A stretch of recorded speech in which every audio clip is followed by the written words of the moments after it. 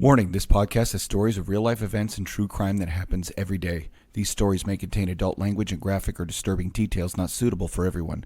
Listener discretion is advised. 132 in Bush, I've got him at gunpoint. Check the left phone for all full evacuation on your side. They're pulling them out. 10-1-1. Advise ready for camp.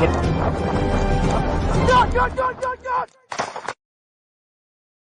Welcome to another episode of War Stories. I'm Tom. And I'm Chuck.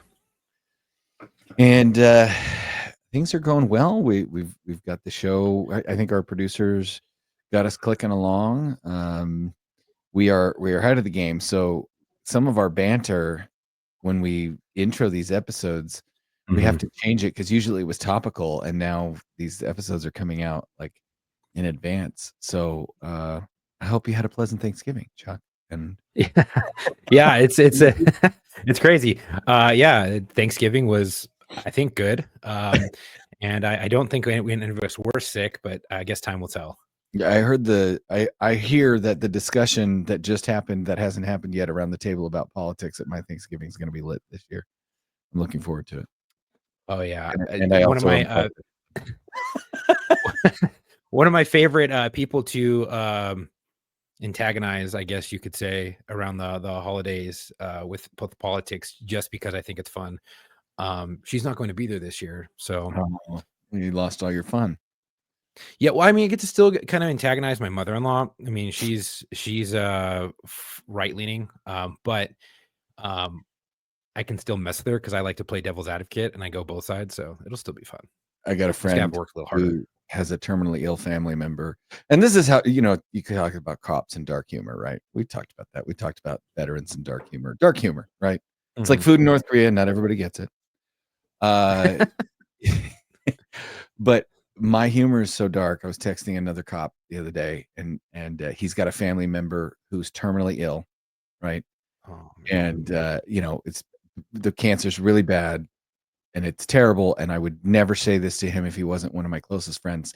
He said, "Yeah, we have this family member, and we're I'm supposed to be nice because he's terminally ill, and he's really upset about the election results." And I said, "Well, just remind him he's probably not going to be around for all 4 years." Oh, man. He sends me the laugh react, and I said, "Was that too dark?" He goes, "It's never too dark for me. I just can't ever say that to anybody else in my family because I think that's funny." Yeah. Anyway, yeah, I mean, it helps give the levity to the situation. It's a shitty situation. No one wants to ever be in it, but I mean, if it makes you laugh. Yeah, did its job. Yeah, it did its job. And I get it. I can't be that dark with most people, but I think I can be that dark with our guest. Although I tend to usually shy away from dark humor with people I don't know. I'm guessing based on our guest's bio that he has had his fair share of dark humor that he has used and has been used on him. So why don't you tell us about our guest, who is a doctor, but that's not where he gets his dark humor from. It's Dr. Paul Taylor, PhD, law enforcement consultant instructor out of Denver, Colorado. He's a law enforcement research, human factors, and systems safety. He's a training consultant, and he is also the podcast host of New View Police Podcast. All right. Nice. Well, Dr. Taylor, do you go by Doc? Do you go by Paul? Do you go by Doc Taylor? I go by Paul. My dad was a real doctor. You guys don't want me treating anything, I promise. Right, exactly. Yeah, not at all. But yeah, thank you for having me. And Tom, dark humor is definitely on the table. I appreciate it. Good. I can my entire existence, my verbal communication skills are like 60% dark humor, 20% sarcasm, and 20% movie quotes. It's probably about my entire ability to communicate. Well, no, there's a percentage, and then there's threatening people genuinely, but it's like 1% where you like genuinely threaten people with bodily harm, and they believe you. Yeah. I'm fluent in 3 of those. I'll let you guess which 3. So you have your PhD. Now, we've never met. we've met for the first time today. I want you to weigh in on this topic because I've heard it brought up.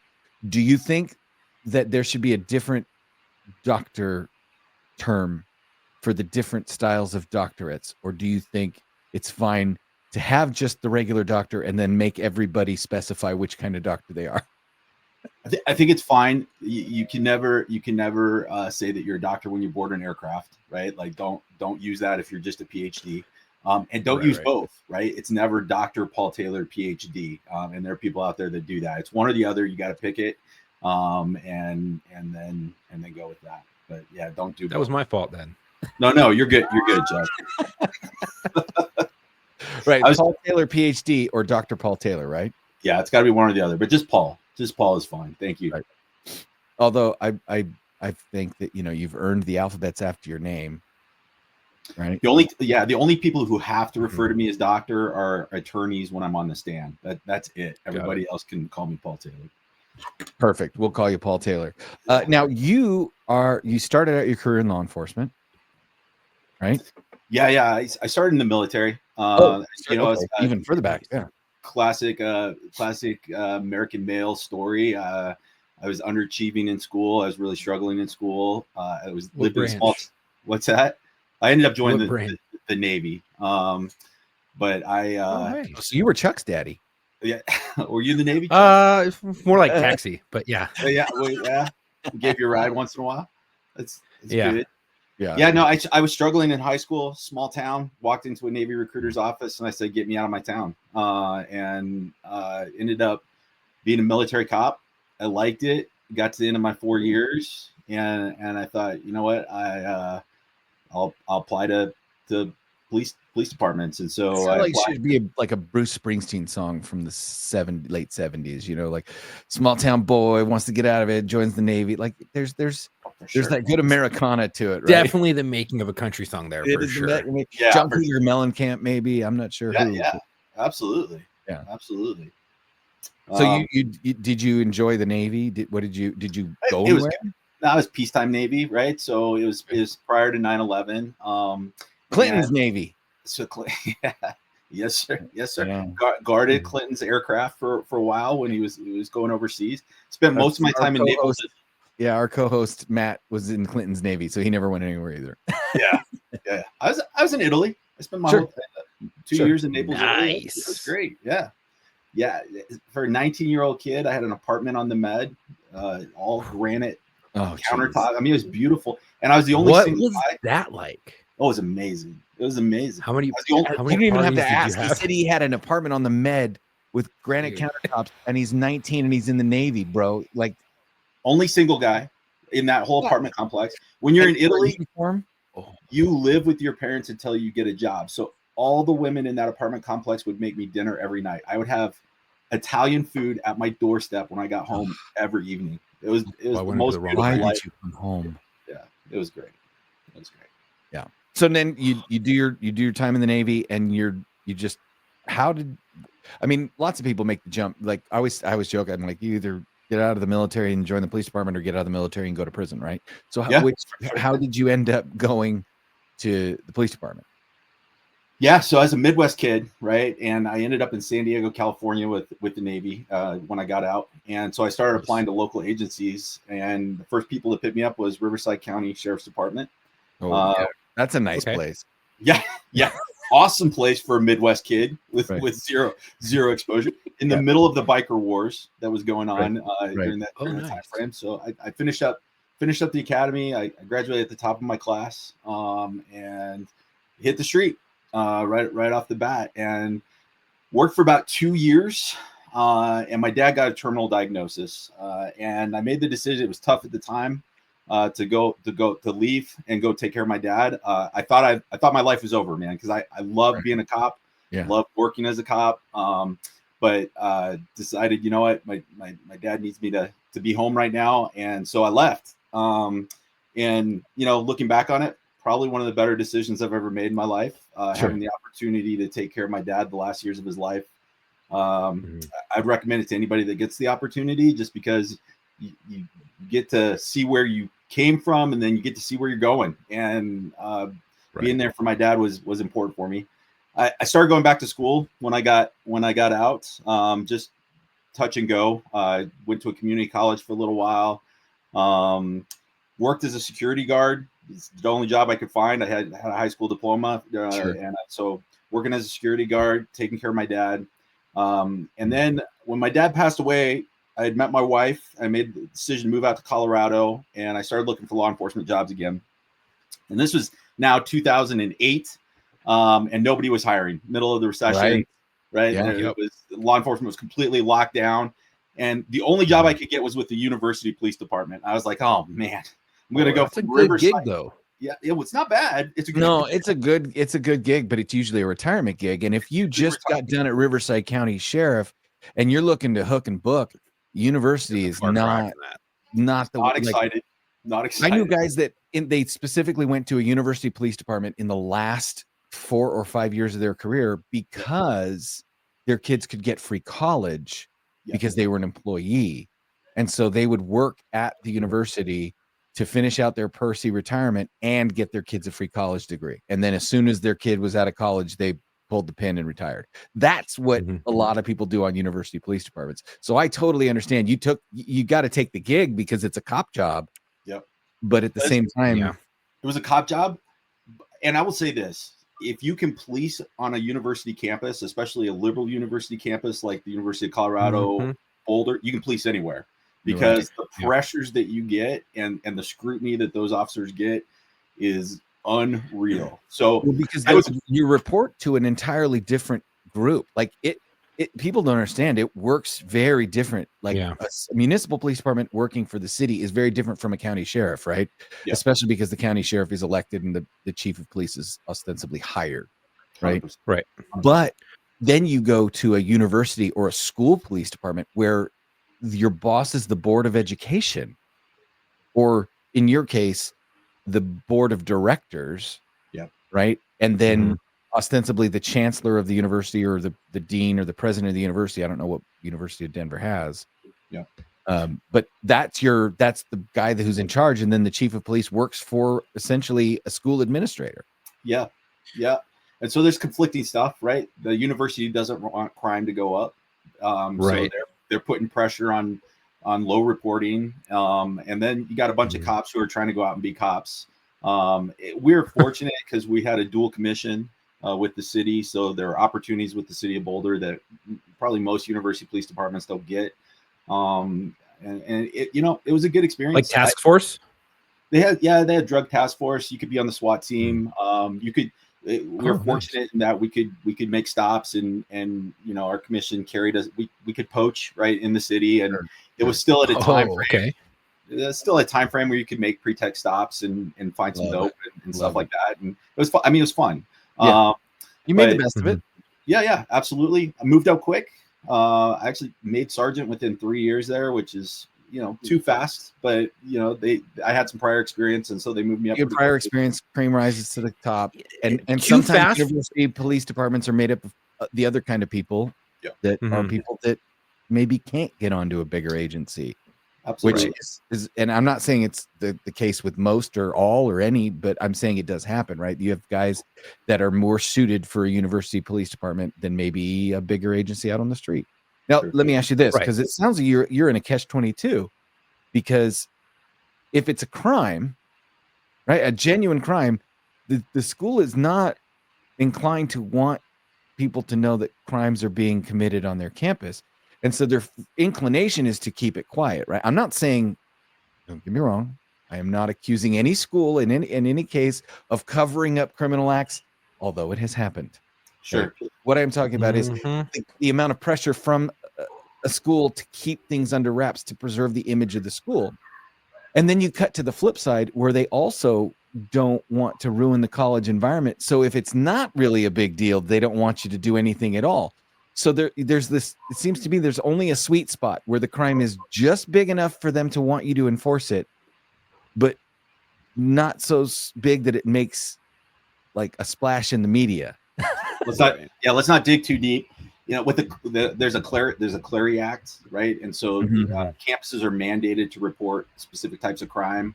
And that report goes out every year, and parents read that, and so yeah, absolutely, recruiting is affected by that, and student choices are affected by that. So there's all of that, and then you have the political dynamic, right? You have people on campus who certainly don't want police officers on campus. And so, yeah, you deal with all of that, and a lot of high profile events, right? So we have a big football team, or it's not a big football team, but we have a football team, had presidential visits, so a lot of high profile type events where you're dealing with stuff that you don't necessarily deal with as an everyday patrol officer in a large metropolitan agency. I assume, I was always told, if you do a vice gig, like a vice stint, and you come out unscathed, you can pretty much write your ticket and go anywhere because everyone knows you're pretty solid. And I would assume that working on a very political campus, or any campus is really going to be political, and there's a lot of things you need to tiptoe around and not make a big splash in the news. If you can handle yourself according, and you decide to go out to another agency, you're probably going to be picked up pretty quick because they see that. And especially if they see, okay, he's a supervisor and he's able to hook and book there and not get in trouble and not make waves, he's probably going to be pretty solid over here. So I assume it's probably pretty same. There's probably a spectrum there, right? So yes, to some degree, but you also have people that can hide on a campus and not be very proactive, not do a lot of work, and they're going to kind of rise to the top as well because that's what the campus wants. So it really depends on what you're looking for as an agency. I think certainly you can get some pretty politically astute people that work within that environment and probably would thrive in some of the major cities, particularly in today's climate, right? So was it while you were working for the university, did you attend the same university and get your doctorate? I didn't. So I moved up to sergeant, and then became, after some time on the street as a sergeant, which, by the way, best job in law enforcement. If I could go back and work again, I wouldn't want to rise above the rank of sergeant. And it's just a fantastic job. The opportunity to work with your people, to have your own team that you get to kind of cultivate and lead and actually make a difference in their lives within your organization. I love it. But I moved up to training manager for my department. And it's when I was working as a training manager for my department that I was kind of first introduced to human factors in some research and some study that I was doing. And I got to tell you, I got angry. I was mad because the more I studied about how people make decisions, about how other professions have kind of looked at outcomes and improved based on outcomes, I got mad because nobody had talked to me or taught me about those things. And it was my responsibility to train officers to go out and make decisions in the chaos and the complexity of police work. And one of the questions I started to ask is, how does our profession learn? So when something bad happens across the country, or there's we only say bad, let's say a controversial event across the country happens. Watershed event. Yeah. It's going to change the profession. We're going to change policy. We're going to change legislation. We're going to Rodney King, North Hollywood shootout, George Floyd, Freddie Gray. Big time George Floyd. As a profession, how do we learn? How do we learn about on their dick? What's that? Somebody steps on their dick, right? Like literally, somebody screws the pooch. Somebody makes a bad decision. A situation goes sideways. It makes the paper. Yep. And then everybody goes, and I've heard it recently said, I love this. Every action is in and of itself an overreaction, right? If it's a reaction, it's an overreaction because it inherently will be, and because you have to eventually correct back to the middle. But so the that's question how we learn. What are we correcting off of? So when I sit there and I'm a training manager for a department, and it's my responsibility to train officers to go out and make decisions, and something happens, right? Tamir Rice, George Floyd, something happens across the country. Right. Sure. How do I learn what it is I should be teaching my officers from that event? And I've always argued you can't learn anything to teach anybody until you see a much greater timeline. You have to see its effects and the unintended consequences down the road, but they expect you to train on it a week later. Based on Yep. For George Floyd, I can answer that one. Based on YouTube videos. Yes, based on YouTube videos. I'm gonna sit down. I'm gonna, just like the public, and I'm gonna watch a YouTube video, and I'm gonna try and divine from that YouTube video what I should be training my officers to do. And that's based on my limited training and experience. And I don't care who you are, your training experience is limited. And we're going to look at a video and through our own biased lens, we're going to try and make a decision about how to train officers. And that's how our profession improves. It's hard. That's incredibly hard to do as well. It's not a recent phenomenon. I know that, right? But it is one that's, I think, gotten worse because of instant media, right? You go back in the day, right? You had anybody familiar with the Onion Field book? It was a famous episode that occurred in the history of LAPD. Two cops were shot, or one cop was shot and killed. The other one, they're both taken hostage. One was shot and killed in an onion field. Okay.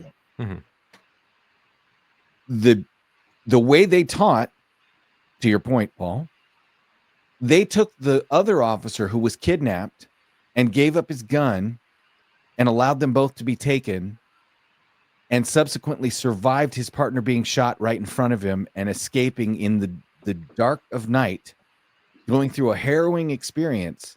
They rewarded him by making him go to every roll call training and tell everybody, don't do what I did. Right. I screwed up. Right. Yeah. Right. And so that sort of, they didn't even see the unintended consequences of what they were doing to the poor victim officer. And they were already telling people, what we learned from this is don't ever give up your gun. Right. Yeah. But the effects of that officer going and talking to all those different roll calls and that finally infecting its way into the department took a longer time. Now, Paul, you're dealing with instant gratification. It's on the news, it's on social media, it's a police fight or shooting or something that's viral within 24 to 48 hours. And as soon as it hits police one, your department's like, hey, we need to make sure this doesn't happen to us. Yeah. Right. And with the whole George Floyd thing, I mean, looking at it now, it's a little bit different than looking at it right when it happened, right? Because you have little to no information. You don't know much about the agency's policies, but when you look at the agency's policies in a different lens, kind of a month or 2 months or 6 months down the road, I would even say as far as that first month, you could probably figure out that there were some things wrong. Like, how come you didn't call a rescue ambulance? Sure. How come you didn't get that shit rolling right off the bat? Why didn't you place this person in a position of recovery?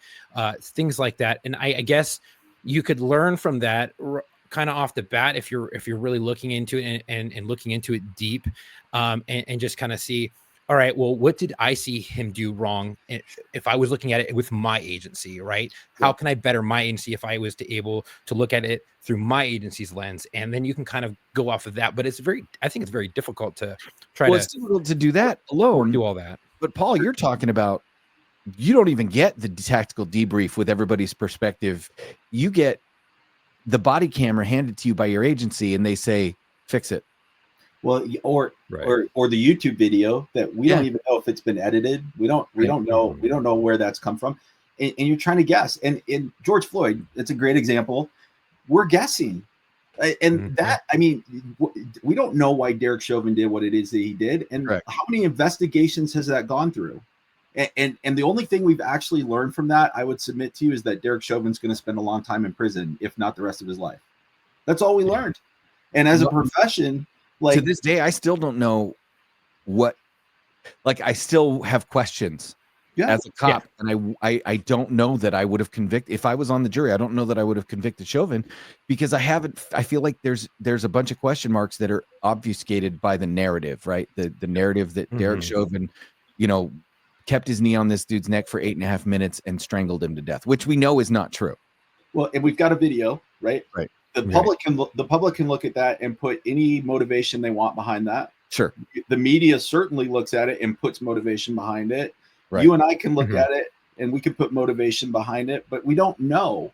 And the point is that changed our whole profession. It tore at the very fabric of our society, and we don't actually know how we should be improving from that. And I was working as a training manager, and I became pretty dissatisfied with that. That's not the way we should be learning as a profession, right? You look at other high-risk professions like medicine and aviation and oil and gas, they don't learn that way. And in fact, medicine actually takes a lot of pride in pointing out errors and learning from errors, and the doctors will come forward and bring forward errors. But we've created a structure with law enforcement, not we, but society and law enforcement as a whole has created structures that actually don't allow us to learn.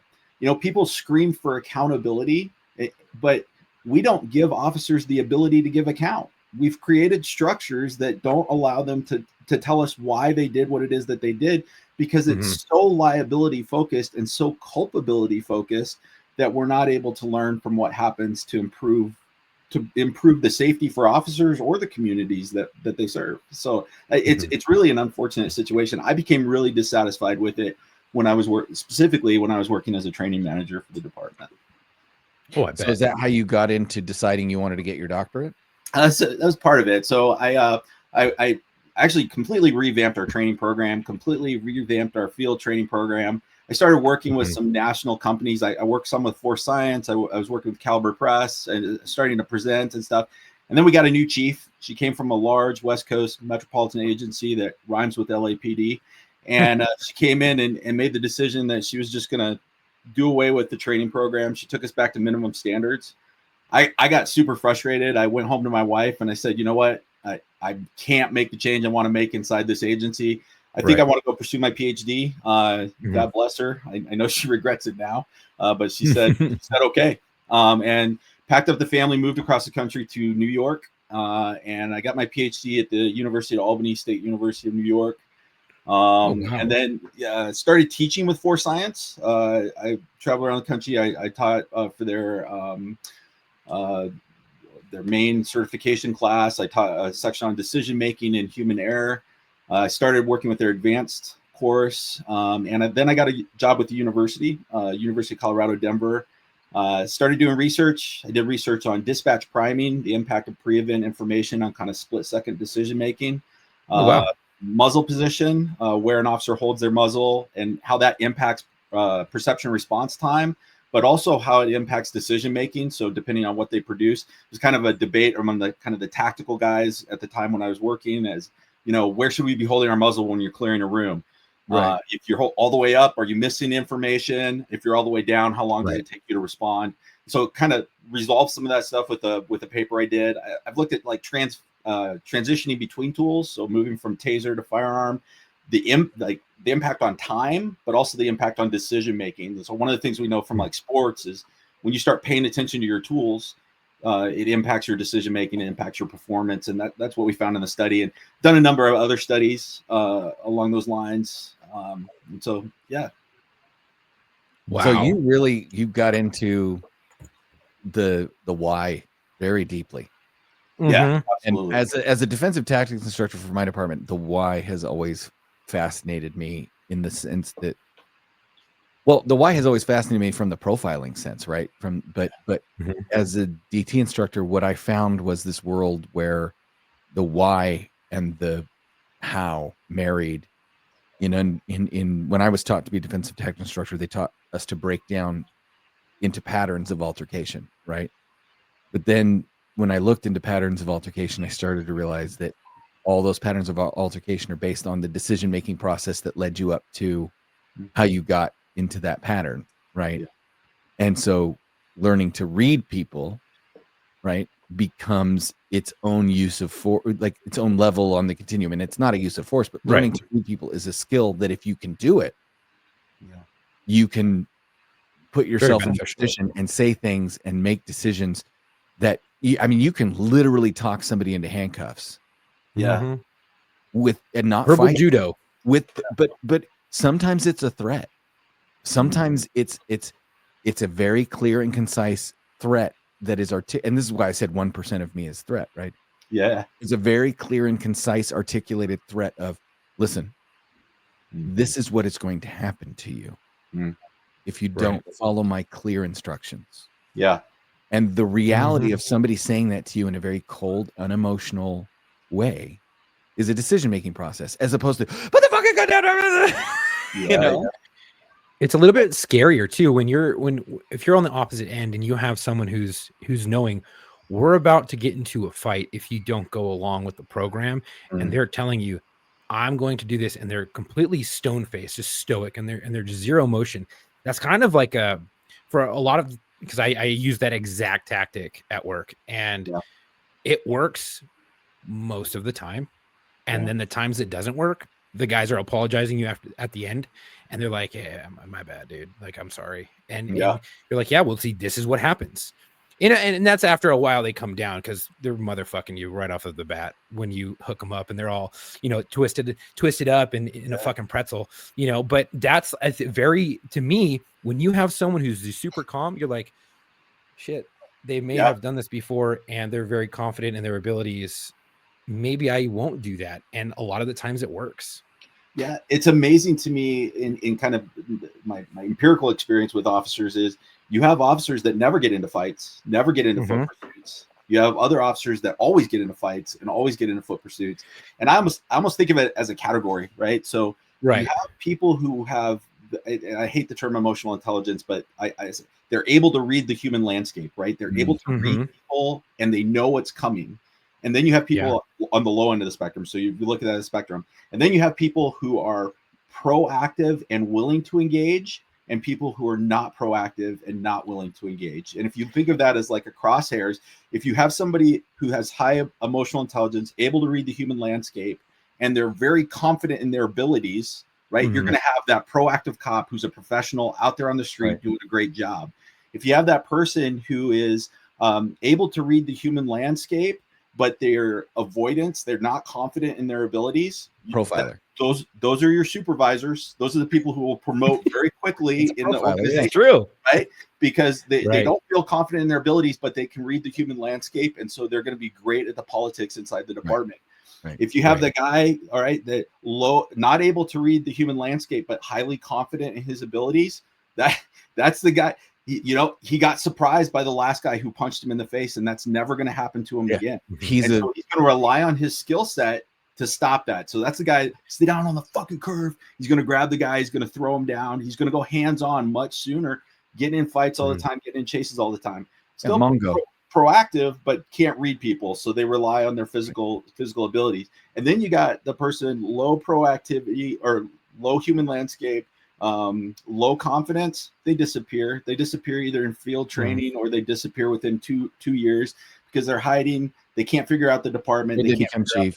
Yeah, 100%. Yeah, I was gonna say they come back a captain or they end up being your chief. You're like, I remember that guy. He sucked. Slide through the cracks. They go to the academy. Yeah. The crazy thing is, I mean, this profession does weed itself out in a lot of ways, especially. And that's I'm always been a big proponent of stress academies and and a certain level of hazing and a certain level of structure and formality to your FTO process. It weeds people out. And it's got to be hard, right? Like make it hard. Training's got to be hard.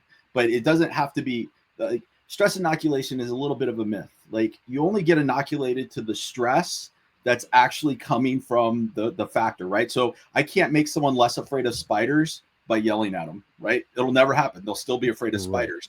I can make them less afraid of spiders by exposing them to spiders in a positive context. And that can happen, right? And one of the best examples of this, I have a good friend who was a Navy SEAL, right? Went through way more training and hazing and stress inoculation than any cop is ever going to go to. And he describes his first moments in combat, right? And he's like, it was pure chaos. I had no idea what was happening. I didn't know what I was supposed to be doing, right? My stress levels were through the roof. How do you actually get used to that? By exposure to combat, right? And spending time in combat. And pretty soon he's able to make decisions in that environment. And so that's what you have to have is exposure. And we don't get that early enough. And we rely on kind of these myths for stress inoculation that don't translate over to actual performance on the street. Okay, I am so happy to be talking to Dr. Paul Taylor on this episode, Chuck, because I feel like this is a palate cleanser, a sherbet, if you will, or a sorbet after last week's episode with... Oh my gosh. I already know where you're going, bud. I already know where you're going. Yeah. We had somebody on, and again, they purported themselves to be all the things, right? Everybody's the best cop in the world. Just ask them.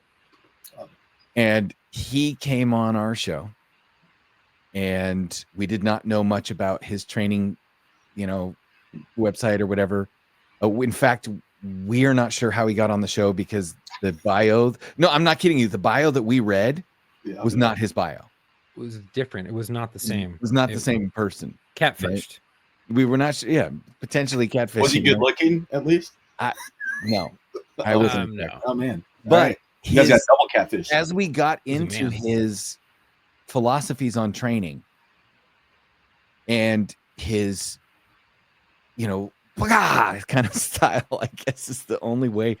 Like, he strikes me as the kind of person you're talking about, where he's very, very proactive, but low on reading things, right? Right. And right.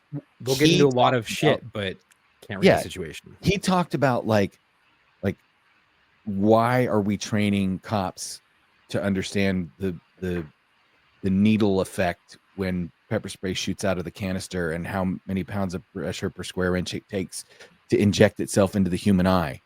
Okay. And he said, why are we teaching that? And I said, well, you have to understand. He goes, when have you ever had to testify against that?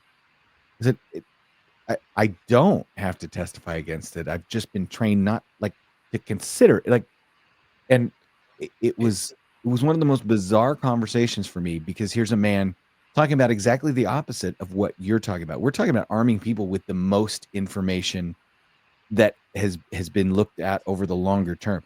I argue for more in-depth training for cops. Oh, 100%. Knowledge is power.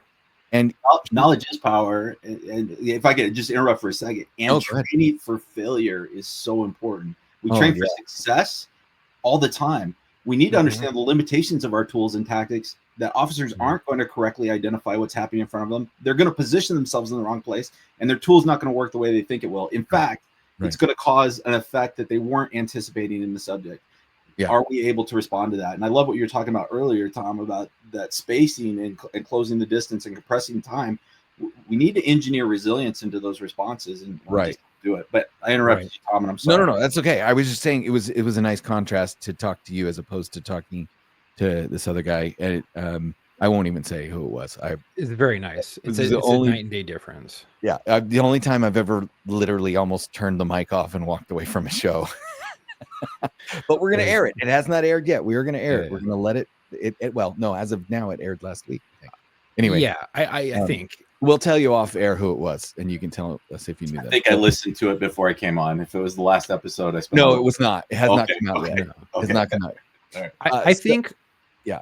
Oh, I was gonna say programming resiliency into officers. I think that's why a lot of agencies are making a big push to go towards FOSS systems, forced option simulations, because it allows you to get into that mindset, into that sticky situation, and where it does go wrong, because they're made to fail, right? You get put in don't shoot situations, and you end up smoking the suspect, right? Sure. And you get, those are so like, they're like a video game, but it's you're acting out in the video game with a weapon.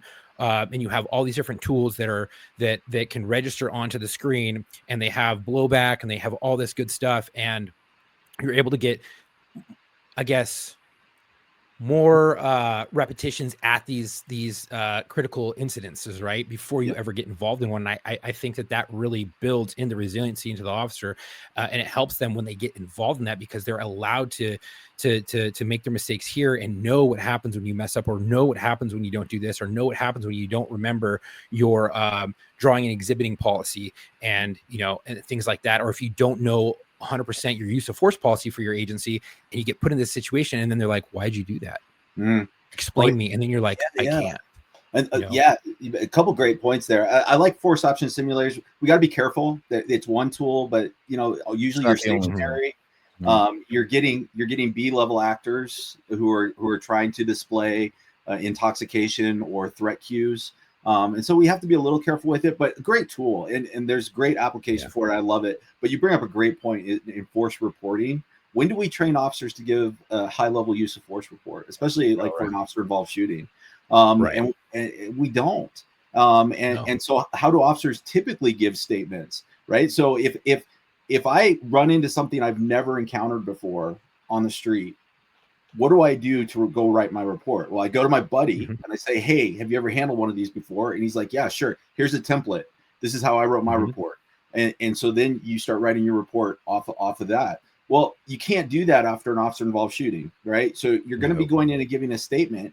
And a lot of these attorneys aren't educated. A lot of them don't necessarily understand all the questions that are going to come up. In one case, I had an attorney asking me as an expert in one of these cases, hey, can you tell me the difference between a revolver and a semi-auto? And he's going to be representing an officer in a officer involved shooting and didn't know the difference between the two. And so they're uneducated, right? They don't know what to ask. And officers have never given this type of statement before, and we don't tell stories this way, right? We don't go to the level of detail when we just tell a story. We don't write reports that way.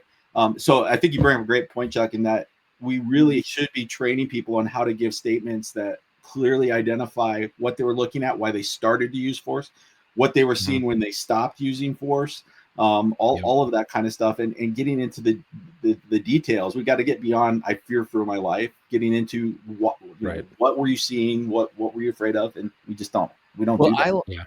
I like what you're saying because, well, first of all, because I hate the South Park mentality of it's coming right for us, and then you shoot. Like that's that big, like, I was afraid for my life. Boom, right? Like it's this pat statement, I like what you're talking about because for me, I was not only the instructor for the actual hands-on, right? So I liked it because to me, wristy twisty was what you were going to use 85% of the time. You're not going to use firearm. Most people are never going to even fire their firearm in anger, right? Like it's just most cops don't get into shooting. Right. 100%. But you're going to go hands-on all the damn time, and you're going to put people on the ground, and you're going to cuff people up all day long. So I loved training that, right? I preferred training that over, let's say, being a firearms instructor. Well, it builds that foundation. What you can fall back on. But I also was sent to a school for use of force report writing, which I then also trained. And you received kind of both when I was teaching. Because I taught what you're talking about. I told people, paint the picture, right? If their shoulders and their feet are the same distance apart, and their posture is set with their shoulder blades tucked, and their elbows are bent, and their hands are white knuckled, and they're balled up into fists, and their jaw is set, and they're staring at you intently, and they're tracking your movements. Well, yeah, I saw all of that. You just wrote fighting stance. And that allows you to go hands-on immediately without waiting for them to strike you first, because there's nothing in the rule book that says you have to be struck first before you can utilize force. You just have to know how to articulate picture. If you don't articulate it, if you don't literally do a great job of that, and what happens? Well, now you're getting agencies where they're like, oh, have a supervisor has to write the use of force report. Chuck and I just talked about this. I went during a time when I heard other agencies telling me, "Oh yeah, you have to have your arrest blessed," and I said, "What?" And they said, "You have to have the arrest blessed by a sergeant." And I said, "What are you talking about?" They say, "You want to hook somebody up, you detain him, then the sergeant comes out and you tell the sergeant what you've got, and then the sergeant says, 'Yeah, you're good to go. Arrest him,' and then you arrest him and you book him." Yeah. And I went, I would be fired at my agency if I didn't know enough to know I could make the arrest myself. If I called the sergeant over every time I needed to make an arrest to tell me that I was doing a good job, I would never have made it out of FTO, let alone off probation. Yeah. And yet we have agencies that are doing that now. And so the only people that can document use of force and write a use of force report are sergeants, because they're the only ones who are doing it.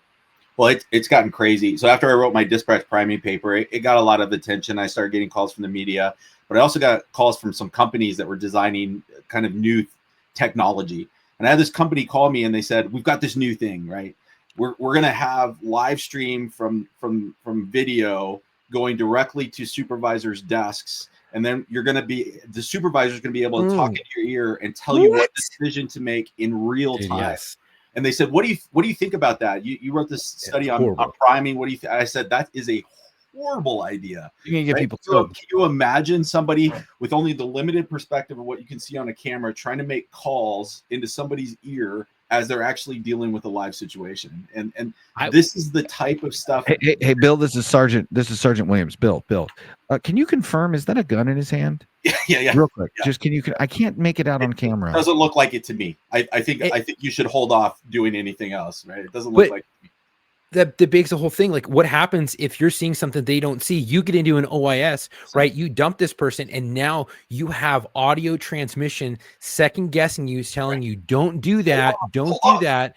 And next thing you know, you just killed someone because of what you saw that wasn't being perceived on a freaking 2-inch screen, right? It's so bad for officer safety, and it's just it's such a bad idea, and it's asinine. And the noise level after George Floyd got so high. I mean, some of the stuff that we had everybody coming out of the framework to try and solve policing issues, right? And none of them were police officers. I had a businessman approach me, and he's like, "I've got this great idea. I've got funding for it. We're pushing legislation for the George Floyd Bill of Rights." And he said, "This is what it's going to be. Whenever an officer contacts a member of the public, they're going to pull out a little card like a Miranda warning, and they're going to say, 'Sir or ma'am,' I'm not sure you can say sir or ma'am anymore, but individual, I am not permitted to brutalize you right now." What? George Floyd, right? That's what it was written. How it was written? Yeah, essentially, I'm not. You are something along the lines of, you are free not to be brutalized by a police officer, or something along those lines. You have the right not to be brutalized by a police officer. And he thought this was a great idea, right? And he's trying to push it around. And I asked him this. I said, okay, imagine you walked into the dentist's office and you sat down in a dentist's chair, and the dentist pulled out a card and started reading a card and said, "Listen, you have the right for me not to extract the wrong tooth."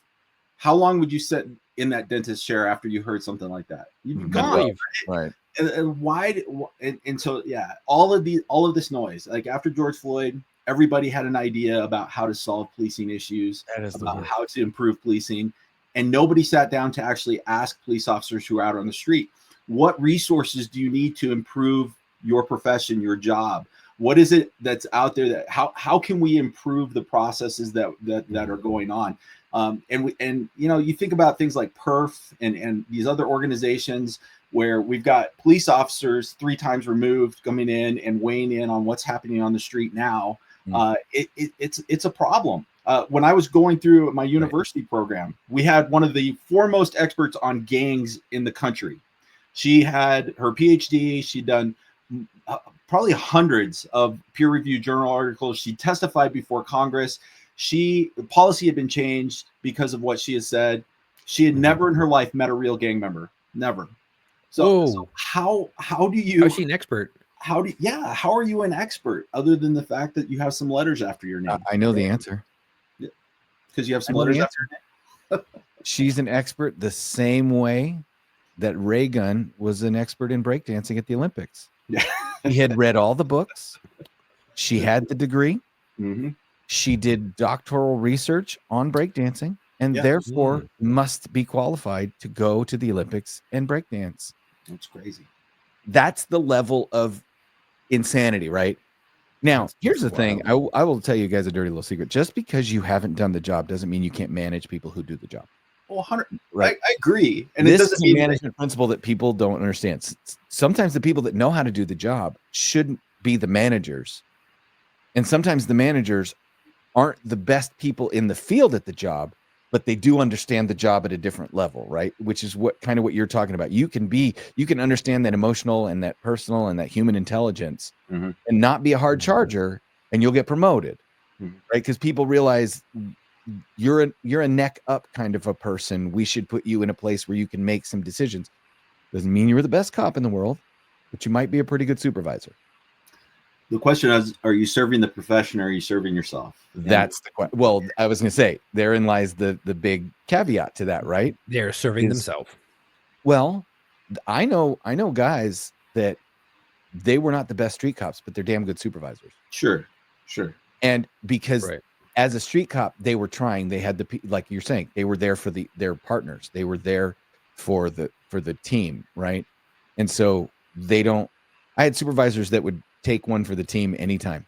And then I had supervisors that would throw anybody else under the bus so long as it made their team look good. Yeah. So now when you speak about this subject, what is it that you think we need more of? 100%. That's a good question. Priority list. The first thing is we've got to have the ability to learn from our outcomes. And currently there's a couple of things that stunt our growth in that regard. First is the way that we approach outcomes. And the way that we approach it is it's a blame-oriented approach. Essentially, imagine someone gets into an officer-involved shooting, just to use kind of the highest level. And we come in and we say, here's your card. Go call your attorney, go call your rep. You're going to be criminally and administratively investigated.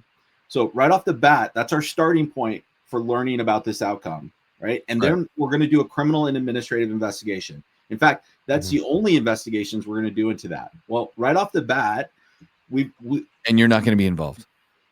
Right. You're not going to be involved. We're gonna pull you out. We're gonna send you home. We're gonna isolate you from your job, from your friends. We're gonna take away your weapon. Yeah, I know we give them a new weapon, but we're gonna take away their weapon. And we're gonna send them home. The first thing we understand from PTSD is that PTSD isn't necessarily a function of how traumatic an event was. It's more a function of how much control you felt you had over that event. And so if we wanted to, and it's most officers don't experience PTSD when they get involved in a shooting, but if we wanted to do everything we could to increase the likelihood for it, we wouldn't do anything differently, right? So that's the first thing. We treat I was going to say a lot of the PTSD we do experience as cops comes more from our aftercare or lack thereof than it does from the actual incident. And saying aftercare is generous. The way we treat officers after they've been involved in these events is horrendous. Especially given the fact that they have put their lives on the line, doing most of the time exactly what we've asked them to do. It's horrendous. And then we put them through this process in which there's a risk that they may be criminally prosecuted, they may lose their home, they may lose their family. It's horrible what we do to people that are defenders of our communities and go out and do the job. And I'm not talking about people that go out and do wrong intentionally. I'm talking about people that go out and make the best decision they can in the moment. And this is their reward. Then, as an organization, we do nothing to learn. Let's just think about what it is that we do. We basically say that officer might be the problem. And if that officer is determined to be the problem, we're going to remove the officer and the problem goes away. And so essentially, as an organization and as a profession, we don't have to look at the systems that created that problem. Medicine takes a very different approach. If a nurse administers medication that results in an adverse outcome, right? We don't start by blaming the nurse. We start by trying to understand the process, because what we know is that somebody in a similar position is going to come along with similar circumstances. They're going to do very similar things and they're going to produce a similar outcome. And if we don't address the systemic issues, then you never improve the profession. And so the way that we look at outcomes has stunted our growth, has stunted our ability to improve officer safety and community safety. And so that's one thing. The other thing is proprietary training. Everybody owns their own training for law enforcement, and we bring in an outside agency to teach us how to do the job. We don't, there's not a lot of oversight over that. Nobody shares information. Everybody keeps we learned that very, very close, right? They don't want to even share the videos from their presentation. They're going to come in, they're going to tell you how to do the job. And it's very boxed and it's very, very formatted. And it's a horrible way for professional education to take place. And then all of our technology companies do the same thing. They tell us how to train with their tools. And then we don't do anything as a profession to go beyond that. Most agencies, let's say, and I'll just use Axon as an example, will take a taser. They'll look at the minimum training standards. They'll put their officer through that. And then they do no additional training above and beyond that. And from my perspective, 100%. that's asinine, right? It comes out in the outcomes that we see. We see officers not understanding the capabilities of the tools they're using, putting themselves in positions they wouldn't otherwise put themselves into, not realizing that the tool has a high rate of failure in the field. It doesn't mean the tool doesn't work great, but a high rate of failure in the field. And we end up driving poor outcomes, both for officers and for the people that they're serving, because we haven't taken a systemic look at how to improve those outcomes. And so that's a small caption, and then we could get into training, right? Yeah. 6 months of training is nowhere near long enough to prepare an officer to go out and do the job that it is that they do.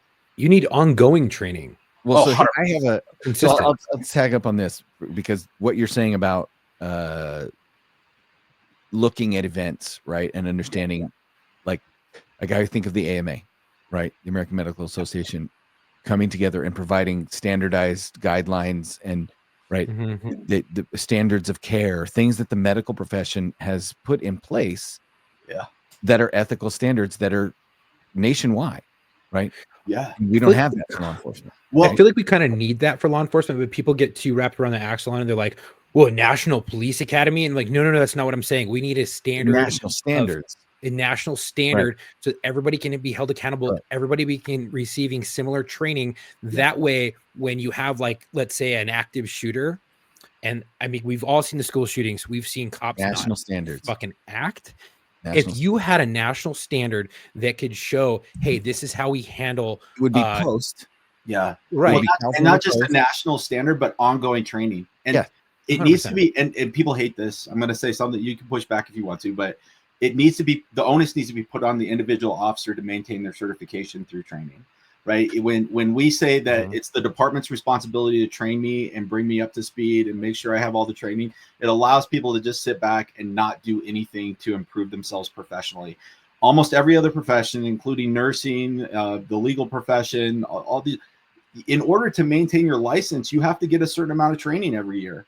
And if you put that back on officers to do that, and you mandated what type of training would be appropriate to continue to keep your license, you would see a very different attitude towards training and towards professional development. Well, the only pushback I have on that, and this is a very small one, is that a lot of agencies get very busy, and they tell their officers, hey, you have to get your shit in for this month. Let's say pursuit policy. You have the end of this month to make sure that you take the post class on it online, and it's X amount of hours and get it done. But you don't have the time to get it done, and we're not going to pay you overtime. Yeah. I think that there should be something in there that allows officers on their time off. And I'm not saying a bunch of money, couple hours on your day off to go in. We're going to pay you $100, $150, whatever it is, for a couple hours, time and a half. Get it done. Come back, show us the completion. We'll cut you the overtime check and just be done with it. We're not saying you're going to be able to milk it, but you're going to allow these officers to be able to do it on their time off, because trying to do it when you're working takes you out of the field, takes you out of the fight. And that's not what we need as law enforcement. So I've got a radical idea, but and I've had this for a while. I've never really kind of sussed out how, but it solves a lot of what you're both talking about. And one of the things that it started with was burnout, right? You're a cop, you see a bunch of shit, you get burned out, right? And you don't have time to recover, right?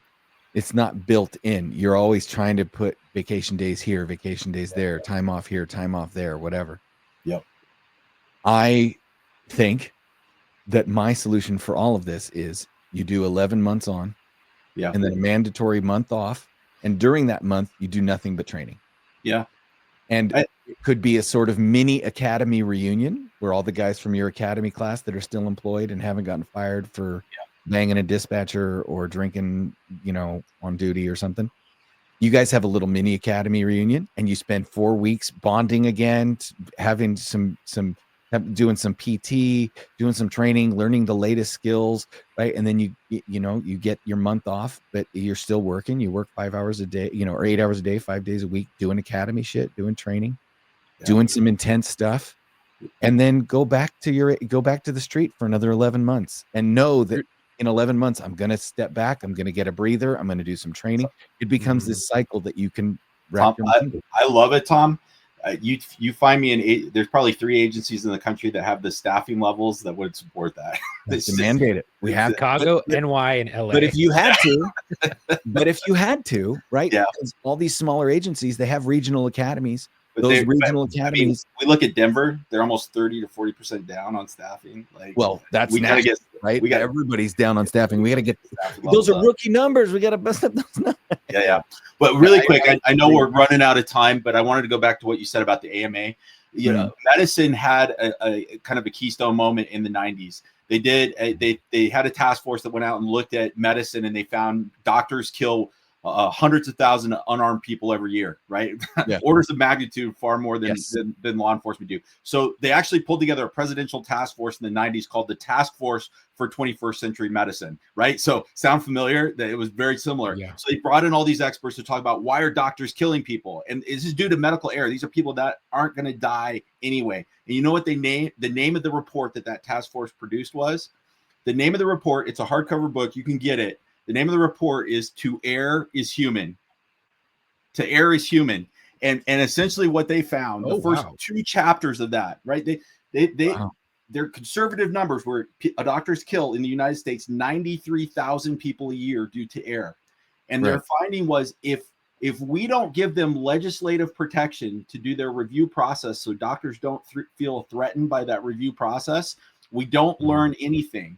And the whole idea is that we have to learn, or otherwise we don't improve the profession. The profession dies. And so medicine took a very different track than law enforcement did with the 21st century policing task force that we had. And we've gone the opposite way. We've said we've just got to watch police officers closer. We're going to put body cameras on them. We're going to tell them do better, and we're going to punish people who don't get it right. And where has that gotten us? I look at the states that have the most severe police legislation: California, Washington State, Oregon, Colorado. All of those things, all of that legislation was put in place because of a shooting or an in custody death. Have we reduced shootings or in custody death with any of that legislation? Made the streets less safe. In all of those states, crime has gone up, officer-involved shootings have gone up, and policing has gone down. That is, we have fewer officers on the street. That's the result of taking a closer look and punishing officers after the fact. Until we start taking an approach like medicine, we're not going to get better. And I will give 100%. You the little bow to put on top of that, because I can prove to you that we know how to do it as law enforcement professionals. At least one agency knows how to do it. And the proof is the Los Angeles County Sheriff's Department. And if you, I know that sounds weird because that's a big agency. They don't do anything right. Well, let me tell you something. I know somebody who flies for the Los Angeles County Sheriff's Department. I also happen to know that their policy about the aircraft is a lot different than their policy about the patrol car. Policy about the patrol car at most agencies is if you ding it, you're going to get in trouble. You're going to get dinged. You're either going to get a turd in your jacket or you're going to get a day on the beach. You know, you ding a car and it's your fault, you're going to spend a day off, right? Or at least, right? Maybe a turd in your jacket if you're lucky. Well, there's no incentive to report damage to police cars, right? 100%. However, at LA County Sheriff's Aero Bureau, not reporting damage to a helicopter kills people. Yeah. And so their policy is, we don't give a shit how it got there. Yeah. If your aircraft is dinged, you have to report it. You won't take discipline for reporting it. Yeah. We understand dings happen, but they understood that not disciplining the pilots and the air crews for dings on the helicopter was going to, in the long run, keep the helicopters running properly and save lives. Tom, that is accountability. If your officers don't have the ability to give account, you're not an accountable organization. And you're not a learning organization. Correct. And what you just described is true accountability. And that's the only way that you improve the profession. And if you truly want better outcomes in law enforcement, you got to approach it differently. You can't come with a blame-oriented culpability approach to undesirable outcomes in law enforcement. You got to take that mindset and you got to expand it. 100%. If you want transparency in law enforcement, there has to be transparent in your own agency to know that if we come forward and to let you know, like, hey, this is what happened, that we're not going to be in trouble. I mean, you're going to have so much more, your morale is going to be better. Everything's going to be better because these cops know, like, hey, if I get a fucking ding on my shit, or I almost set it on fire because I put the wrong jumper cables on when the battery died. That's not a true story, Chuck. No, not at all. You're not going to be held accountable. Like you're going to be held accountable, but you're not going to be. We're not going to sacrifice you on the altar of dry. 100%. 100%. Procedural justice is a big buzz term. We want our cops to be procedurally just. Well, then you have to have a procedurally just organization that treats them fairly when they're involved in a process. It has to be transparent for them, and you have to give them the ability to give account. And if you don't, if you are going to punish them for any bad outcome that comes along, you're not transparent, you're not accountable, and you're not a learning organization. We need a national version of POBAR and a national version of POST, or the AMA for cops. Oh, Paul, we didn't even get to any of your like street stories. I know you've got stories, right? You worked at a college. There's party stories. You worked at Riverside County Sheriff. There's meth head stories. There's plenty. I mean, didn't even get to that stuff because we had so much fun talking about one of my favorite topics, which is what's wrong with law enforcement and how we can fix it. I'd love to talk some more. I feel like we could talk for a couple more hours, Jen. Let's have you back on the show. Now let's before we get to let's start with, you do have a dedication, and we want to make sure we don't skip that before we give you time to promote your stuff. I'm a pure civilian now, Tom, and one of the things that I end my classes with is just a thank you to all those who are out there still serving, still choosing to put on the badge, still choosing to go out and put themselves in harm's way. I know two people who are personal friends of mine who were shot and killed in 2 separate active shooter events. And I don't know any other profession in the world where you can say that you know 2 people that have been shot and killed in 2 separate active shooter events. And the first one was an academy mate of mine, Mike Crane. He worked for the Riverside Police Department. He was a detective at the time, was shot and killed by Dorner, the LAPD officer who went rogue. He sacrificed his life trying to respond to Dorner's first shooting event. And then, if it's okay, I'd also like to just point out Eric Talley. Eric Talley was a Boulder police officer. He was a good man. He was a man that I had an opportunity to meet his family. I had an opportunity to respond to calls with him. And he was that man. He was running into gunfire to protect his community at the King Supers in Boulder, Colorado, when he was also shot and killed.